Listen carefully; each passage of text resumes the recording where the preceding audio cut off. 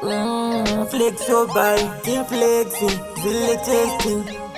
magazine bati akanditi flex uritype yangu ndoda kuti uite mufesi wangu ndikati yuwi maiwe zvangu apa kanogara kumarengo wangu kamwana kadika kakandipinza muchikaka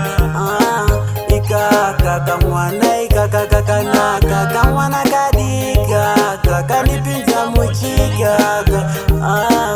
ikaka kamwana ikaka kakanaka kamwana kakachibura iwe ndomuda kutoka gairaora ndakutodaka kukatora ndinoratidza mai vangu ndomurora akanditi flex uri haigrade unondigara mbrenu ngesoseji akandida pachena kubuda pachena ungezuda rataine kamwana kadika kakandipinza muchikaka ikaka kamwana ikaka kakanaka kamwana kadika kakandipinza muchikaka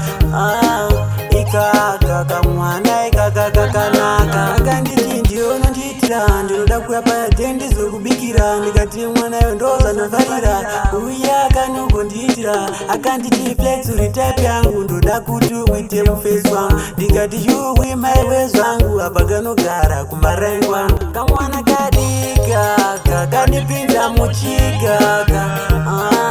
ikaka kamwana ikaka kakanaka kamwana kadika kakandipinza muchikaka ikaka kamwana ikaka kakanaka kamwana kakachibura iwe ndomuda kutoka gairaora ndakutodaka kukatora ndinoratidza mai vangu ndomurora akanditi flex uri haigrade unondigara mbrenu ngesoseji akandida pachena kubuda pachena ungezuda rataine kamwana kadika kakandipinza muchikaka ikaka kamwana ikaka kakanaka kamwana kadika kakandipinza muchikaka ikaka kamwana ikaka kakanaka akanditi ndiononditira ndinoda kuya payate ndizokubikira ndikati mwanayo ndozvanofarira uya akanogonditira akanditi flex uri type yangu ndoda kuti uite mufesi wangu ndikati yuwi maiwe zvangu apa kanogara kumarengo wangu